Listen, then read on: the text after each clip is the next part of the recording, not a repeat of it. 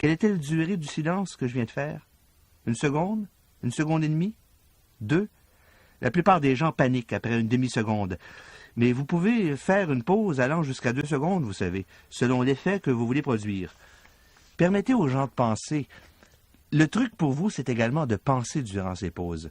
Si vous ne pensez pas, l'auditoire s'en rendra compte et votre pause sera perçue comme un temps mort ou un dead air, comme on dit dans le milieu de la radiodiffusion.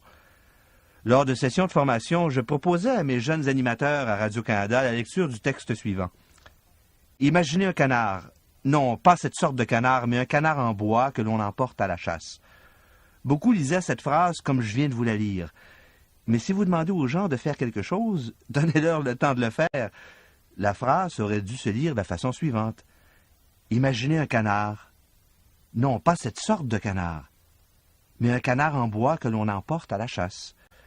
Si je vous demande d'imaginer un canard, je dois vous donner un moment pour le faire, et c'est souvent un problème dans beaucoup de discours. Par crainte, timidité ou nervosité, on a hâte que ça finisse et on livre notre discours à 100 000 à l'heure. Pourtant, si vous êtes en train de dire quelque chose d'intellectuellement stimulant, vous devez donner le temps à votre auditoire de s'engager mentalement.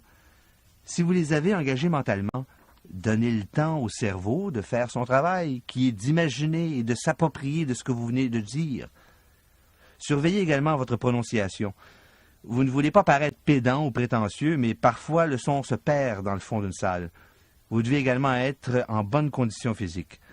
En plus d'être mentalement exigeant, bien rendre un discours demande un effort considérable.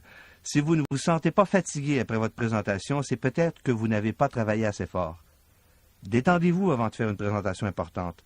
Certains font une marche ou du jogging, pour d'autres c'est un bon massage. À vous de juger. Évitez avant une présentation de boire du lait, car ça couvre vos cordes vocales. L'eau froide ou glacée est également à éviter. Ça rétrécit votre boîte vocale. De l'eau à la température de la pièce vous permettra cependant de garder vos cordes vocales humides. C'est important car la nervosité et la tension ont tendance à les assécher. Regardez l'auditoire et faites briller leurs yeux. Vous réussirez si vous allumez votre visage. Ceci conclut la première cassette de la formation Sachez vous affirmer.